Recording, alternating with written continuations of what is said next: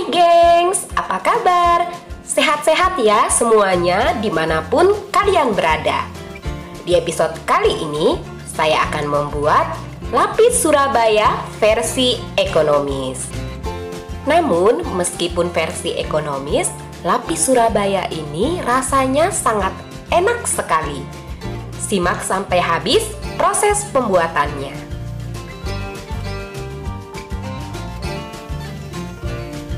Pertama-tama untuk bahan keringnya saya gunakan terigu protein sedang, kemudian tambahkan tepung maizena, setelah itu susu bubuk, dan yang terakhir baking powder. Semua bahan ini akan saya ayak terlebih dahulu, setelah itu saya sisihkan. Di sini ada 6 telur utuh dan 2 kuning telur. Jadi totalnya menggunakan 8 kuning telur dan 6 putih telur. Tambahkan gula pasir. Dan karena ini versi ekonomis, saya menggunakan SP.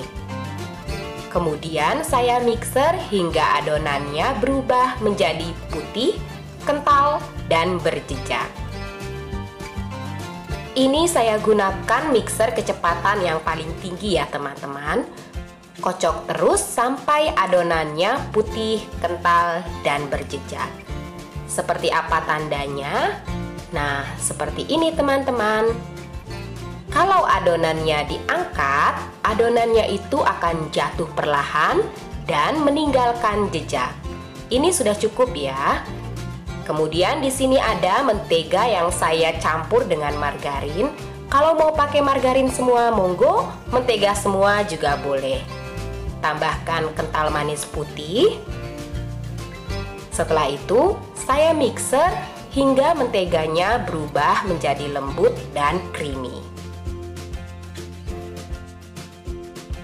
Jangan lupa pinggir-pinggirnya disisir seperti ini agar merata ya. Lanjutkan kembali untuk mengocok sampai lembut dan creamy. Ini sudah cukup lembut dan creamy serta sudah berubah warna. Kemudian tahap selanjutnya yang paling penting adalah saya akan mencampur adonan telur ke dalam kocokan mentega. Ambil sebagian kecil saja ya. Di sini saya ambil sekitar 3 sendok seperti ini. Setelah itu saya aduk balik hingga tercampur rata. Mengaduknya pelan-pelan aja ya teman-teman. Kalau sudah mulai tercampur rata seperti ini, tambahkan kembali adonan telurnya.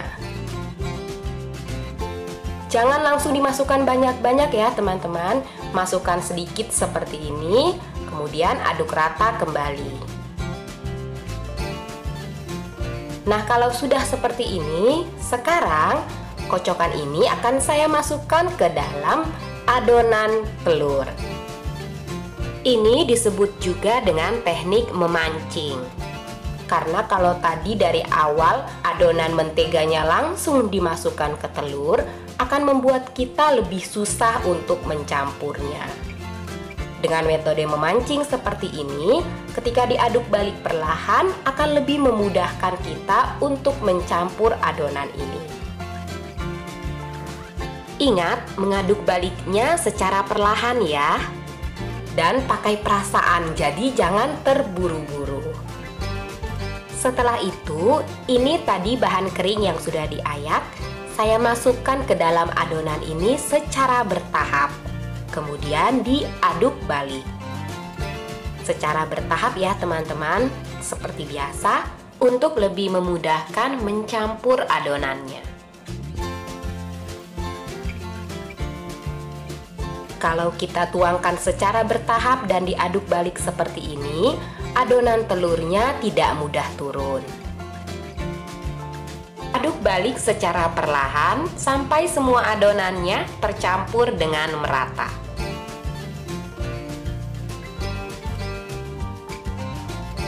Setelah itu, saya akan bagi 2 adonan ini sama banyak.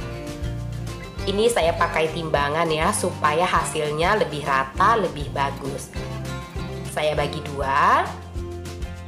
Yang ini saya sisihkan dan yang ini saya tambahkan 3 tetes pewarna kuning. Tapi ini opsional teman-teman. Kalau teman-teman tidak mau memakai pewarna kuning juga tidak apa-apa. Saya gunakan loyang ukuran 20 x 20 dialas dengan kertas roti ya. Kemudian saya tuangkan adonannya.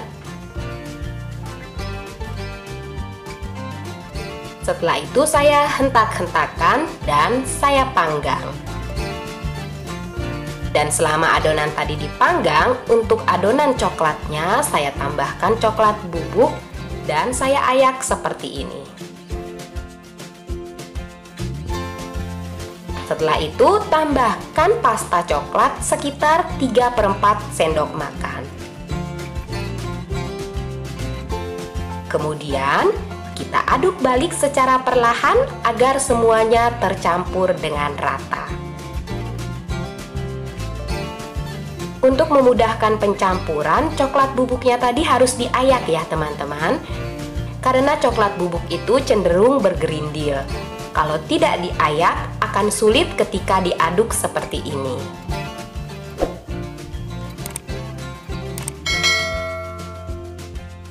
Nah, ini saya tuang kembali di loyang ukuran 20 x 20. Oven saya kecil, jadi saya memanggangnya secara bergantian.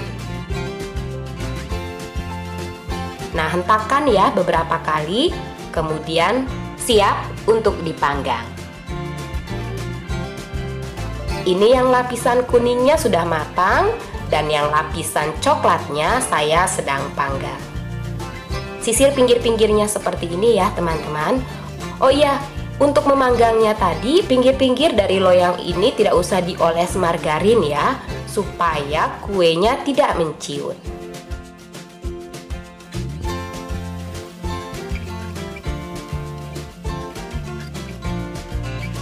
Lepaskan kertas rotinya seperti ini. Kemudian ini yang adonan coklat. Sisir pinggir-pinggirnya seperti biasa.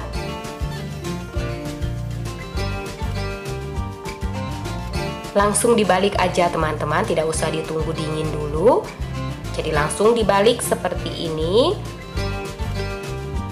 Setelah itu lepaskan kertas rotinya. Beri olesan selai coklat, stroberi, blueberry, atau nanas juga boleh. Sesuai selera kalian ya.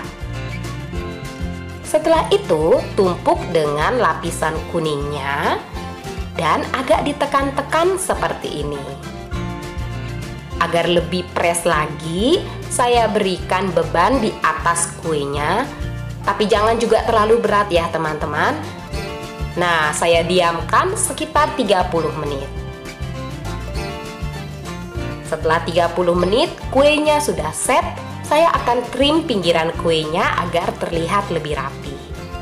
Seperti ini teman-teman, kalau sudah ditrim.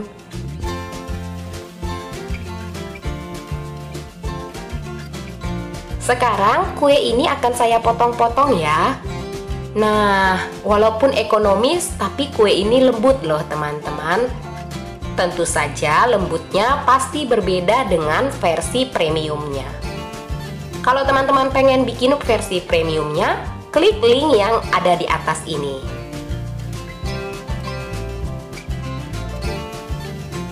Lapis Surabaya versi ekonomis. Lembut ya teman-teman, dan ini juga sangat cantik.